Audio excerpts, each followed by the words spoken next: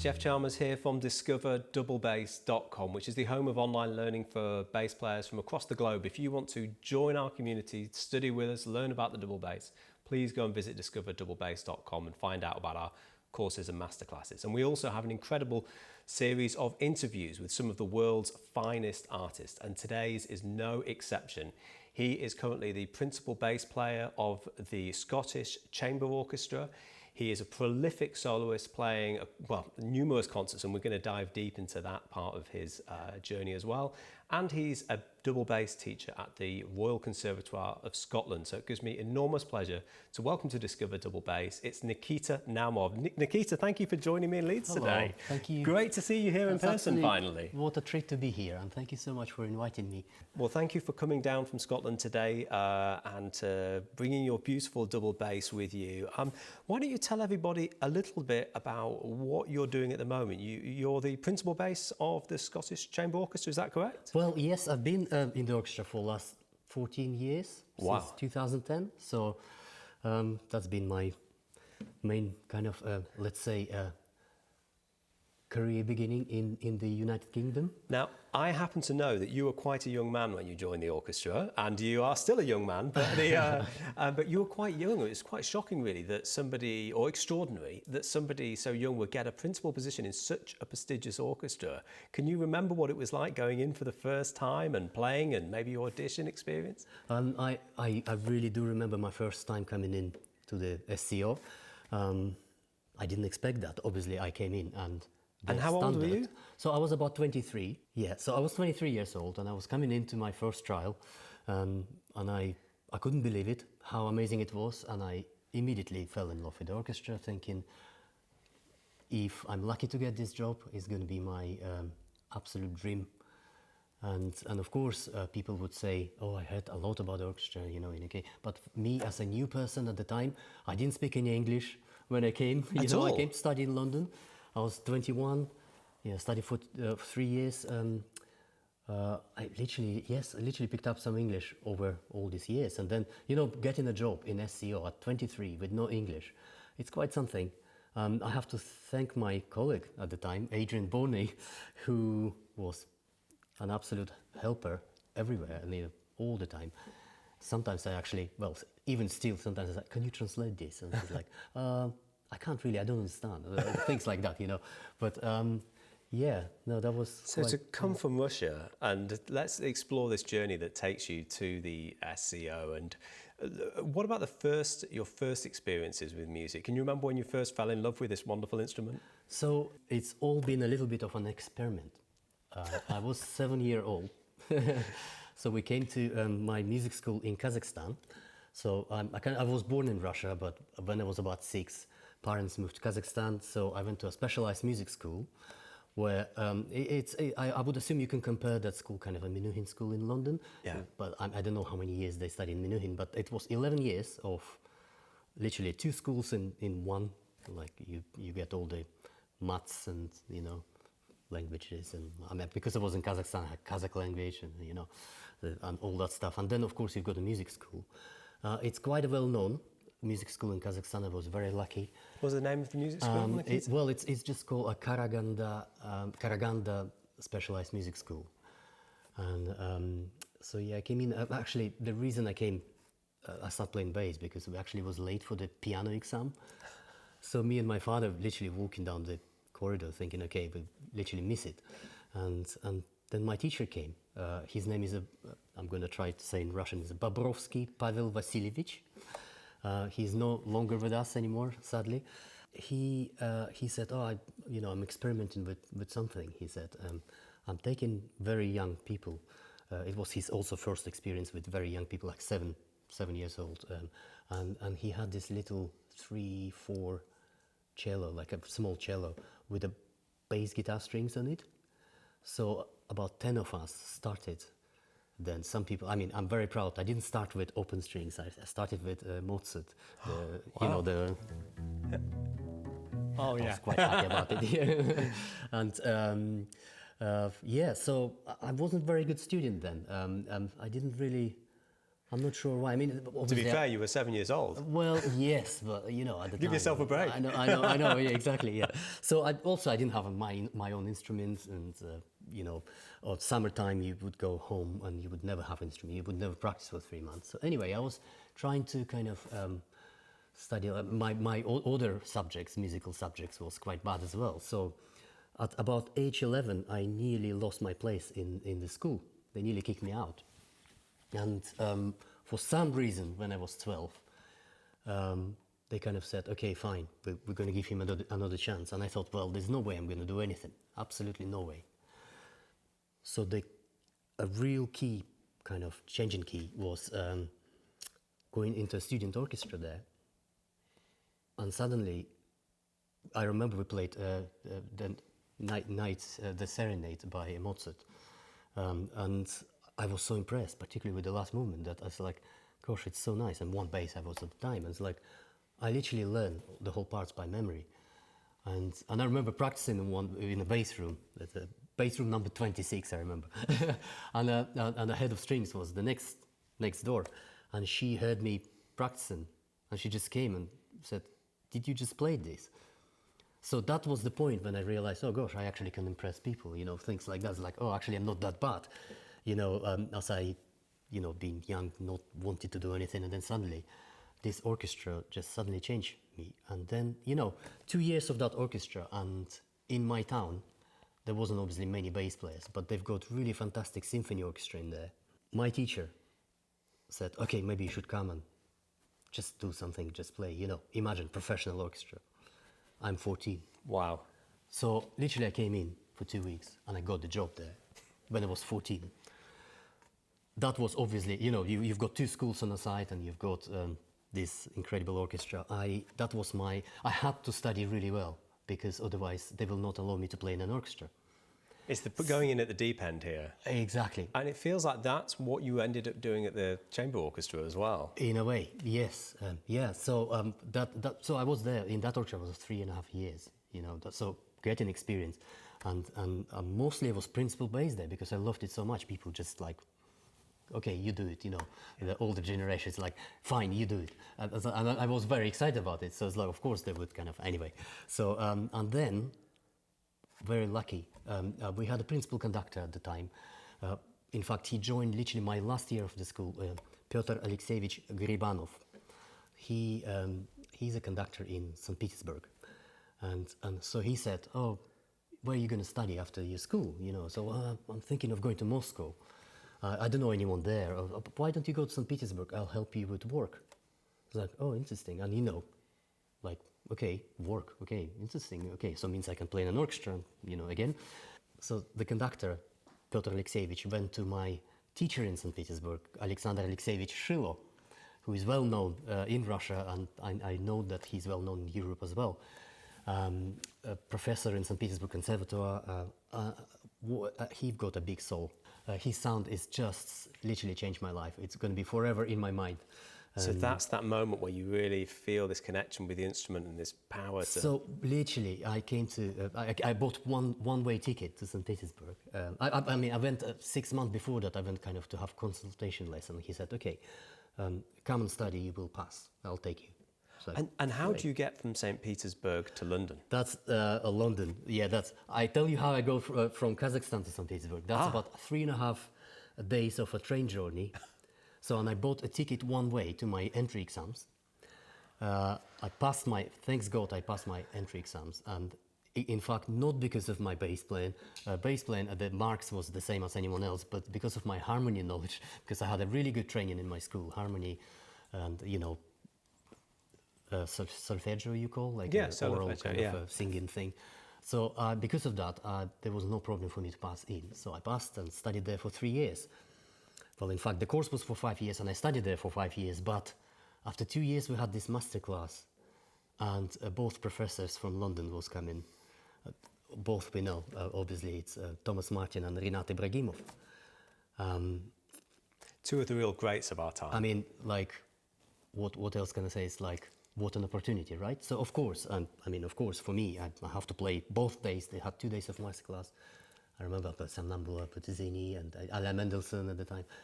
I had lessons, and for some reason, I just wanted to play all the time. Yeah, Rinat Ibragimov.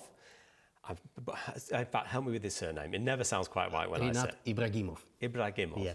Okay, I'm going to leave It's that great, with you. no. I never had the pleasure of seeing him perform, Yeah. and he has left such an incredible legacy. And we will talk about maybe in just a moment about the videos that he filmed, because and some of the work that you've done. But maybe you could speak about that meeting and playing for him, and also Thomas Martin. I'm thinking that you've got this. I could imagine you playing the Kusevitsky for Rinat and the Bottesini for Thomas. You know that you've got these wonderful people. Maybe you could speak about what you got from that experience. Yeah, so obviously when they came to give a masterclass, of course I had to play for all of them, both days, and I wasn't very, we wasn't very, at the time, the online platform wasn't as big. So I had some CDs, actually, in fact in Kazakhstan, I remember having this CD, listening, Rinat Ibragimov playing with his friend in Russia, Gabdulin, Rustem Gabdulin, who is, I'm a big fan of, and he's very supportive, a professor in Moscow as well. So that's how I know about Rinat. And of course, Thomas Martin, I then met in St Petersburg. He's recording in St Petersburg as well. And then I met them in person. And so I played both days for them. And I remember I was asleep. 3 o'clock in the morning, I had a call from my teacher, Alexander Alexeyevich Shilo, saying, "I've got a bad news for you." I said, "What do you mean?" "They invited you to go and study in London." I said, "Nah, come on, of course, like, I'm not going to leave you, I was like, I'm not going to, I'm like here to study with my..." He said, "If you're not going to go, I'll kick you out." Well, what a But wonderful of course, I couldn't opportunity. believe, I couldn't believe that kind of thing happened. I just played. Obviously, I didn't think I played well, and then suddenly these two great professors, and he said, "I've got another bad news for you. Thomas Martin wants to give you a present." So Thomas Martin gave me one of his bows Oh, as a wow. present, because he thought my bow wasn't good enough. What a I wonderful still have thing. it. I don't have it here, but all my students use it at the moment. What a wonderful legacy. Of course, know. Thomas Martin, his influence on the bass world is immense, Oh, and he's incredible. Yeah. And to think that the bow is being used by your students is a wonderful journey. When you think about studying with these gentlemen, what were the things that they were pushing you to do? What did Rinat want you to sound like? What did he say? "Come on, Nikita!" Like, what was he hoping to get from you? Talking about Rinat, I mean, I would really start maybe from quite a deep kind of conversation about it, because how do we say that? I mean, technique, it's one thing, of course, and Rinat and Tom got different techniques, and I have to say, I respect both. I mean, come on, I love Tom's technique and Rinat's technique, of course, as well. I would say maybe I would understand at the time Rinat more because of a language, really. Yeah, it's talking about Rinat, it's just the purity in music, It's not only purity in music, it's purity in yourself, it's purity in a person, It's also taken me years and years to come more into what Rinat meant, As I assume you probably with Yuri Hudak, you would also have, I mean, what an incredible bass player, sorry, Yeah. I just listened his one house so many times. Yeah. Anyway, one of my ex-students studied with him for a bit, but maybe I shouldn't mention that, but anyway, excited, very good player. And His purity, you were the saying. purity I was talking about, yeah. So it's like believing in someone and believing in what you do, totally 100%, 1,000,000% concentrating on what you do, not even having time off from anything. You're in a tube station, you're just listening, or you're doing arranged music or editing something. And they had that pure belief in you and your talents. And so I had this, I was very privileged to have this from Rinat for some reason. He was always pushing me for like putting lots of things online, because lots of young people those days, there's so many young talented people. I just went to give a little masterclass in the Royal College of Music. What a privilege. Honestly, all of them is just unique experience. But it's like, if I might, I know you think I'm still young, but if I might give an advice, please guys, record as much as you can. Start now putting it online. I'm kind of, one thing I'm regretting, 10 years of of not putting it online. It's like I would have been so like much more experienced than now. My Instagram kind of page is a totally new thing, but anyway, that's something not direct But answer you're about it. so right, and because Rinat actually filmed those videos that are so influential. Now there's the Bottesini with his daughter, That I was great, believe, yeah. which is just unbelievable. There's the Bach recordings of the cello suites, and they stand the test of time, and his musical legacy is so strong. But we are so lucky to have that, and he must have been one of the really early people to be putting videos online. Absolutely, yes. And in fact, I was very privileged and lucky. Oh, that's another thing. So during summer, Rinat's family used to go to do lots of master classes. They used to go to Spain for like a month, or maybe Portugal, I don't know, always away. So all the students used to live in their house, And Alina was obviously always away because, she's a very successful soloist. By the way, she's coming to play with us tomorrow. We've got a rehearsal. Wonderful. Yeah, we're doing a Europe tour. She's coming. I'm looking forward to see her. And so all the students used to stay in the house, look after the house when family wasn't there. And, it's also rent-free. So what I'm trying to say, one morning I was sleeping in, 9 o'clock in the morning, hearing Rinat practicing those Bach suites, the third suite before he recorded. Coming from work as well, and keep practicing at night. He was on ground floor practicing that suite. And actually, me and my friend Ivan Zavgorodny, who is a student of Rinat as well, he's now in Stavanger Symphony Orchestra, very successful. He's like prize winner of IRD competition, excellent, wow, what a technique. He's from Odessa, Ukraine. So we both stayed at the same time. Actually, both of us was the first people who actually saw his first edit of Bach suites. Wow. Before he put, I remember in Guildhall, when we studied in Guildhall. And they're beautifully filmed, and they're beautiful. I mean, the performances I know unreal. the person who actually edited them as well. Do you remember being so excited seeing that? Well, and he put on a inspired? big screen in Guildhall, Wow. one of the practice rooms, and we was looking at it like, and Rinat always ask.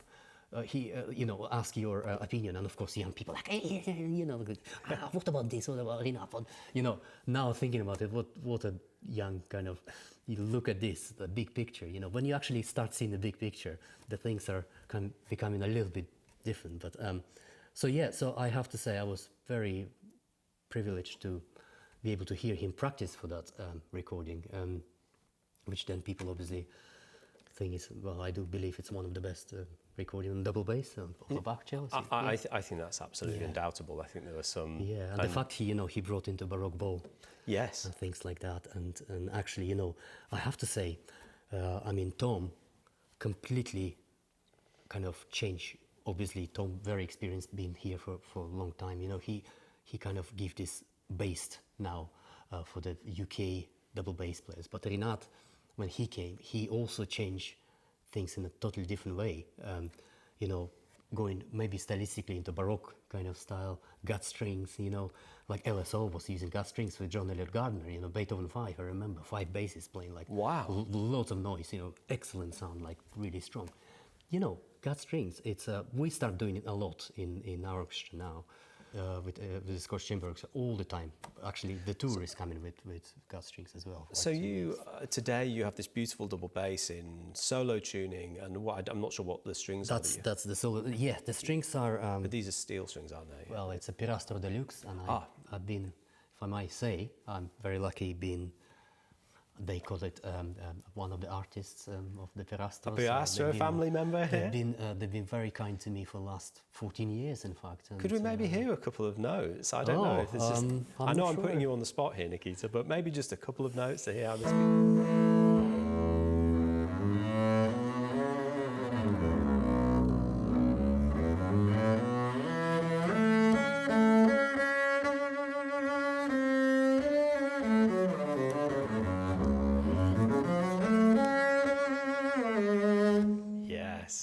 Thing.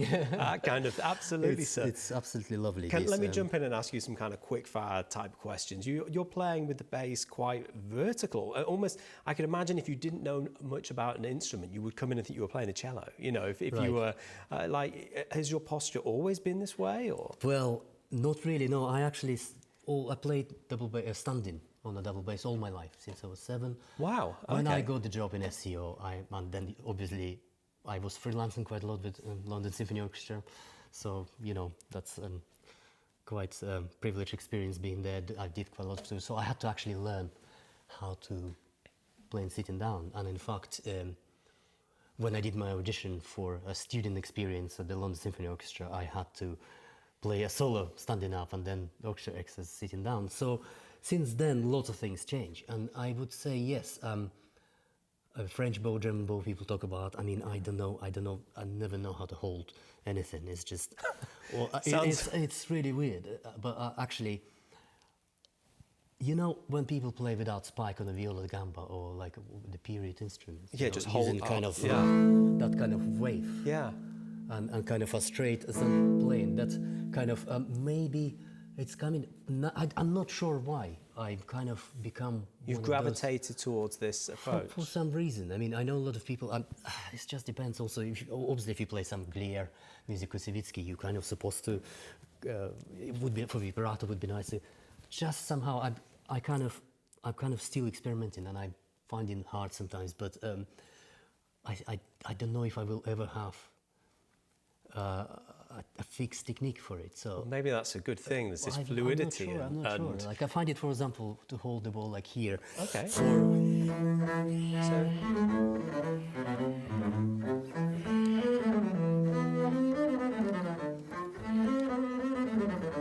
That kind of thing, I find it. Well, is that dependent on the music that you're playing? If you're, I would assume it's also like you've got in a romantic style, you've got this legato. When you change the bow, you've got this kind of. In here, you don't. You literally go up and down straight, right? Which is also a beauty of.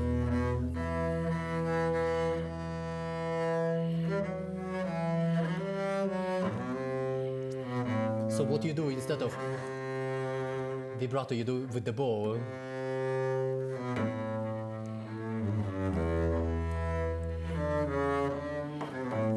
So like there's that. a purity in the left hand by removing the vibrato, but also in the right hand as well by not hiding the bow changes. Exactly. And adjusting the way that you're holding the bow. And talk to me about your bow grip. Do you ever play German bow? I thought about this before we met today about whether you'd coming from a Russian background. Yeah. Is it predominantly French or German bow? I always assumed it was German, but I don't know if that's correct. Well, it's both. Yeah. So, like any good. in Russia you've got Moscow and St Petersburg. Yes. I mean, in Kazakhstan it's different. We all played French bow at the time, but now everybody plays German bow.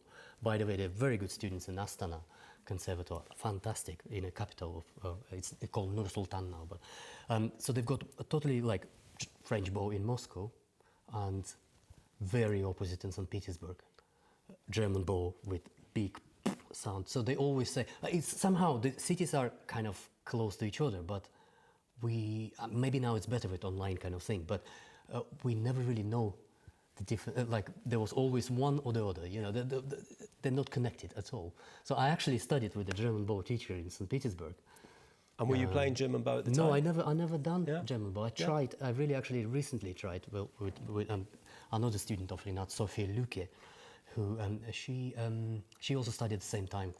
One of my best friends, and she was in Berlin Phil Academy. She's now a professor in Lübeck, in Germany, wow. and been principal bass in Munich Chamber Orchestra for a long time, and then playing everywhere. So I had lessons from her. She even kind of let me have her bow for a bit, and it's just so different. And I bought a bow recently, German bow, to kind of every time I start, it's just so it's a time, is it? You need to spend a lot of time on it, and maybe I would probably say I'm probably too lazy. I need to first learn how to use the French bow. You don't strike me as a lazy person with everything that you've achieved, Nikita. And if we bring ourselves back to the Scottish Chamber Orchestra, you were saying about the orchestra playing with gut strings. Talk about your double bass that you. So this is your solo instrument, I presume. So this instrument. What is this bass? It's a beauty. So that's it's not very expensive double bass. It's a Lamy French. Beautiful double French. bass. Can we see the back? Would you mind turning it slightly? I got it. Gorgeous. and kind of everything is very personal in my life, and I quite like this kind of keep it personal, you know.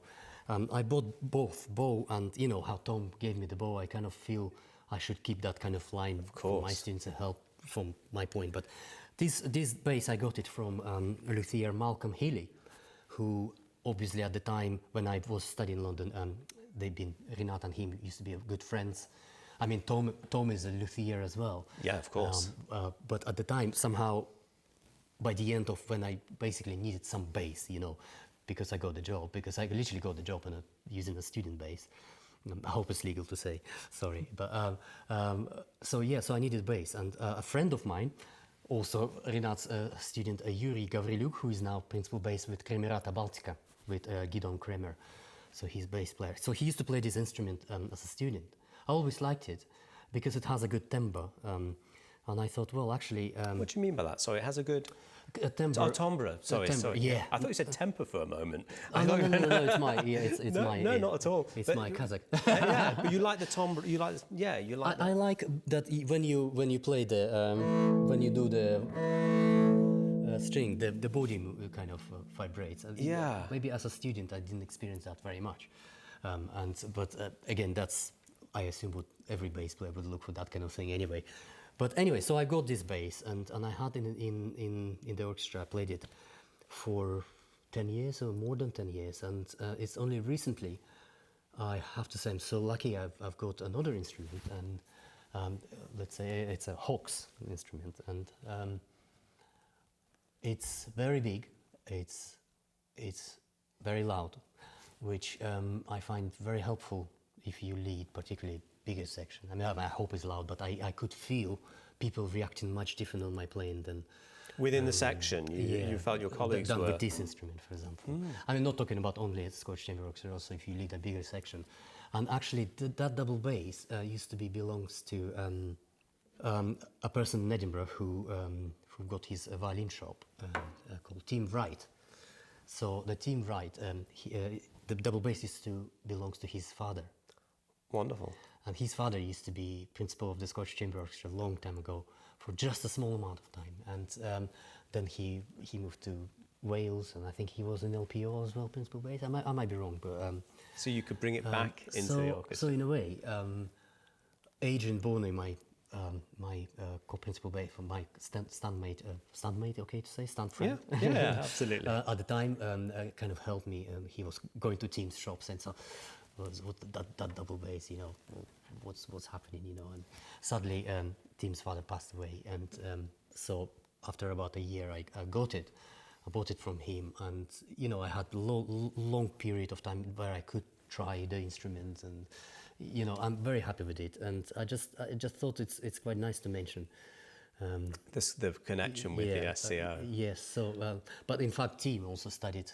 No, I shouldn't say that. But the There's connection more. also with Jamie. Jamie is now a new colleague, Jamie Kenny. Who is your colleague at exactly. at the orchestra.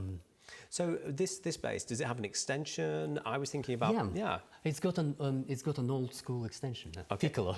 Oh yeah, nice. Which I kind of need to get used to. But, Yeah. I'm trying my best, obviously. But And are you playing gut strings or is? not on that one, because the bass is quite big. It's quite hard to control generally the sound. If you play in a chamber orchestra, it's really hard. I have to say. To play less, it's hard. And playing in a chamber orchestra as well must be such a challenge because there's nowhere to hide, you know, and maybe you could speak a bit about the experience of playing in the SCO. Yeah, I can say one thing straight away when you ask me this question is like, SCO phrase away a lot, you know. You know, always it would be always phrase away. I don't know why it came out. It's like someone mentioned from a symphony orchestra. Like, I mean, that shape. So what I'm trying to say, there's so much shape going on all the time in the orchestra. Sometimes I feel I'm not. I'm really looking at my amazing colleagues. I feel, oh my God, and I'm actually in the right direction. It's like, it's great. It's fantastic. It's very challenging as well.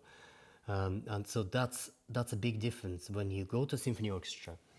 To kind of, some people would say, you ask in a chamber orchestra phrasing, which I don't really understand the difference between chamber orchestra and symphony orchestra. I think it should be kind of all the same. Chamber music making, symphony music making, it's the same kind of thing in a way. I mean, of course, we've got a conductor who would show in a symphony orchestra better, because it's hard to hear because bigger group and blah blah. But in that orchestra particularly, it's after 14 years being in an orchestra, I kind of built up kind of a trust from my colleagues. I love playing with with our principal cello, Philip Haim, who, he harmonically, he's so amazing that he knows that should come from the bottom. So if it's an important beat, he would back out and, kind of give me a look or give me a little something. You will understand, okay, right, thanks, great. I mean, of course, I'm trying to do the same from my point, but as much as I can. But so that kind of relationship in an orchestra is quite unique. And of course, because there are not many of us, it's literally become like a family. And people are very supportive, and sometimes we're not having the best time in our lives, and people would. I've got my best friends in there. I just can talk about them for ages and ages, and just how much I love being there, and I just know everyone so well. It's an incredible group. And it's funny, like when you get in a job when you're 23, and now after 14 years, you kind of feel you're a total part of it. Because you can see all the young people coming in and not that many older people, for example, staying long. I mean, of course, there's some older people as well, but it's a beautiful thing. I quite enjoyed being a bit older, I have to say. Yeah. So you were talking earlier about putting yourself out there online. You obviously went for this job when you were very young, and you're pushing, and you're really pushing yourself forward to do these things in your life, and it's really exciting. When you have a younger player who's looking to come in the orchestra and play for you, what do you want to hear from them? The people who are playing for you, who perhaps would aspire to be playing in the SCO. Yeah. The answer is going to be straight away. I'm actually, because we just did a process appointing, because my colleague Adrian Borney retired after 47.5 years in the orchestra. Wow man, I would say, and a good example of what music is. Very knowledgeable and very helpful, always on your side. I mean, imagine the difference of 40 years between us, and having someone like that always supporting, and the best thing ever. So of course, he decided to kind of retire it, and we had this process, and oh my God, how lucky I was to have all these incredible young new bass players. I mean, I would love to say all their names, but I assume it's not going to be kind of correct, maybe, yes. I don't know, but I have to say, people say, oh, there is a potential, right? Yes, there is potential, yes, but it's, again, what do you say? I think if the person is talented, there's no potential, he's just doing it like properly and great. It's just another question, what would you do? Would you, I mean, from my point, how can it be better or not better, or how can it be helpful in terms of how can I be contributed in your kind of life? Yeah. Musical life. And interesting. And I mean, I assume the fact that that person is applying for the job and wants to play with me, it's quite something, there was, no, I'm just, all of the people who came to play with us, I thought, I mean, to be honest, they all now got principal bass jobs around the country. The standard is incredible, that's the thing, isn't it? is just like, I mean, what can I say? So who am I even to say, what, do that or that, No. They've been just perfect. Well, and a lot of these players, of course, are coming to you and playing solo repertoire, and it got me thinking about the amount of solo music that you are playing. And I happened to take a look at your schedule for last year, and I noticed that on 2 consecutive days you were playing the Kusevitsky concerto, followed by the Bottesini duo. I believe, actually, one of the Bottesini duo, maybe. Yeah, they were literally one day apart. And it blows. I had that. Yeah, and that was last year. And there were lots of other examples in your schedule. Yes. I mean, like, how do you hold that? How do you prepare for 2 recitals playing completely different programs? Do you know what I really admire on a soloist, people soloists on stage, who always do solo? Yeah. They come to that world where I don't know how to say that, but they don't do it for themselves. They do it for that music. They don't care what people think, and that doesn't exist, all it's this purity, and because we all kind of want to be likable, we want people to like us, and it's like I think it's a shame we have the humans have that generally. It's a shame we all just not do what's in the page, what's the composer want. We are here to represent. Same like an orchestra job. You're there to do your job, even if you don't like it. You know, if you don't like it, at least the conductor wants that. Your role is to try and understand and actually get best out of this. So it's a recent thing. In a way, I start kind of maybe pushing a little bit for solo playing. I mean, I've done all the concertos many times, of course, and I've done a few competitions, and I'm very lucky to have winning some prizes and stuff like that. And grand duo, I've done. I would not lie. I've done about 100 times, maybe. I'm very lucky. Like, literally, if there's an opportunity, even for free, you will go and play. Can I maybe wrong time, but like, for example, our duo with Jamie Kenny. Yes. You know how it started. So Jamie got the job. We played together. It's incredible playing together. So Jamie's your stand partner at the SCO. Exactly. So he's now, because Adrian, I was very lucky with Jamie. I mean, it's been very quick decision. There wasn't any. It's like 100% kind of bam, But he was coming for the first time to my old flat in Edinburgh, with his wife Julia to just have a lunch. And I said, by the way, I've got this day off. You come in anyway at 3 o'clock. There's a cafe downstairs. Do you want to play a concert? Shall we just do a duo? It's like a gallery or something. It's like, wow. It's like, come on, are you okay? It's like, yes, okay, let's do it, He came, we did that concert. It's literally one thing, just changed everything. How much opportunities after that we got, it's mental. Even like being here.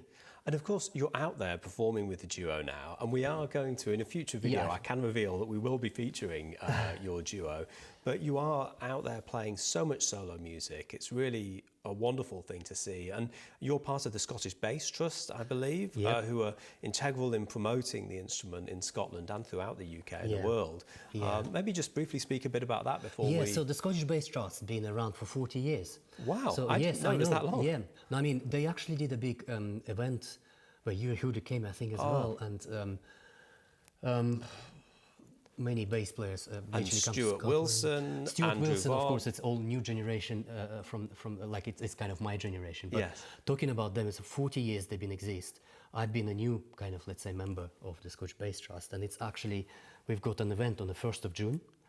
And Stuart Wilson obviously studied, Stuart very well. Yes. And what a person, what an amazing he is. He's now working a lot with kids. And he used to come to the Scottish Chamber Orchestra, play with us a lot. And like you, he understands harmony. He understands Absolutely. Music. I hope I understand as good as him, though. He really has wonderful ears and he plays in the jazz world as well as the classical world. He was always a knockout player when I knew him when he was younger. Yeah, so he...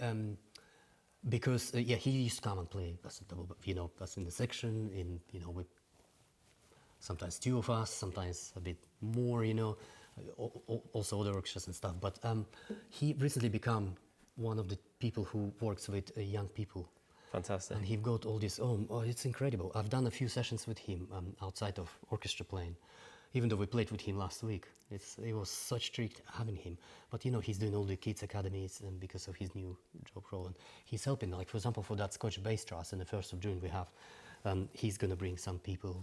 He will promote in his, he's going to be helping. He's going to take a session. I've done a session with him where he was coaching young people, just like a little performance for the parents, with kids. It's fantastic, we want him to play that at the Scottish Bass Trust, to do that session again at Scottish Bass Trust, because it's very interesting. He's just natural. He just got the things. And so, in a way, after lockdown, of course, the things stopped a bit. So now we're kind of doing again concerts. It's going to be a little bit of a coaching, a little bit of maybe like chatting like to you, and then going to finish with a recital. And we see what we're going to do. Maybe I do, maybe I'll do something, maybe Stuart will want to do something. I invite some people from other orchestras as well. So it's kind of, let's say it's a community, a Scottish kind of a little community, which we're hoping at some point will take over. And I think it's a wonderful thing that you're doing. We'll provide links below so people can find the concerts and what's happening at the Scottish Bass Trust, and of course to Stuart and the other artists that we're speaking about. And Stuart's passing it on. He's sharing his love of the music with the younger generation in the same way with Rinat and with Tom passing you this bow. Just to finish, have you got any brief words for a young student who's maybe coming to one of your concerts or seeing you perform? Like just some words of advice just to finish up with for a young player of our instrument. What would you say to them? If you love music, obviously, music, loving music, playing on an instrument, kind of introducing yourself with it. The main thing I regret I didn't do 10 years ago, it's try to put out there of you as much as possible. So record yourself, film yourself. Listen to yourself all the time. Yeah, and publish and share. That's the thing. It's not only that you are doing it for someone online or look at my playing. No, it's not. You want it or not, you listen in yourself. It's changing your playing. It's a shame I've lost 10 years of my life not doing that. But it's great that wonderful young players like Phoebe Clark, all these people who are active online, Gerda, so nice, there's some incredible, wonderful artists, and we're grateful for them. And we're very grateful for you for coming down and joining us today, Nikita, to explore your journey. I found it so inspiring. Just the tiny bit of playing I've heard already has really got me excited to go and practice. And I just wonder, as we wrap things up, where can people find you online? Where can people find your music? Do you have a website? Yeah, I do have a website. It's nikitanaumov.com. But I should maybe be more proactive in it. And so because I've been putting online a few kind of little videos, and because, my teacher encouraged me, and I'm very lucky to have my wife who is in marketing, she said, you have to do it. Yes. You promised your teacher, you have to do it. So in a way, it's kind of started like, okay, I'll do it. And then it's like, it's kind of opened my eyes, because I kind of feel I'm here talking to you because of actually that kind of little videos I put. I mean, they're not necessarily, I don't think they're great videos or anything. They are great videos. I went back and revisited them yesterday, and the breadth of music that you're playing is astonishing. You're never going to be happy, that's the thing. And it's like, the thing is, if you start doing, as I said, we're chatting about young people, once you put things online, it actually can bring you some work out of it as well. So that's how the results come. It's hard. If you got the job, you have a job, it's an incredible thing. You've got a bit of stability. You kind of, if you want to have family, great. But to push yourself as, to play solo, that's one of the way to do it. You just record a little something. You don't have a mood to practice today, but okay, what do you need to play, for example, with the Zini Kusevitsky, as you said, one concert. I remember that day actually, Kusevitsky with Amicus Orchestra, with Alec Frank Gemil conducting, who used to be our principal horn some time ago. And then I had grand duo with a friend of mine, Ben Norris, in Scotland. And so it's literally putting out. Put yourself out there. Go for these opportunities. Exactly. Share what you do. Share what you love, and pass it on. I think it's been. Yeah, and you should try and I think being more open to other people, it's also opportunity to bring some concerts for you. I think you should go and ask, for example, if you study in college, go and ask for that recital. Yeah. Go somewhere. You're playing in coffee shops. You're playing in, the you concert have to keep halls, it up, because the wherever. thing is, we all practice in a room, right? Yeah. We think we're getting better, but actually, playing in the public is a different experience. Playing in the different places is a different experience, because suddenly, you hear yourself really well in a small room, and then you come to a bigger room, and suddenly your sound is different. You get what happened to your body. You get nervous. What happened when you get nervous? Your muscles get stuck. Yeah. So that's why it's important to start very early, as early as possible, to experience this, because that's what develop you as a player. It also takes a little bit of pressure away as well. Okay, today it doesn't go well and stuff like that. And then you listen to yourself. I recently did a recital. I was so unhappy. It's like, it just didn't work. And then I listened to one of the movements. I couldn't believe it's me playing. It's like, no, come on. Then I listened to another piece and I absolutely hate it. But but you just never know. Yeah. It's just your feeling, not necessarily counting. And in fact, I think it's disrespectful to music to involve your feeling in it. You are here to represent that kind of thing, that energy.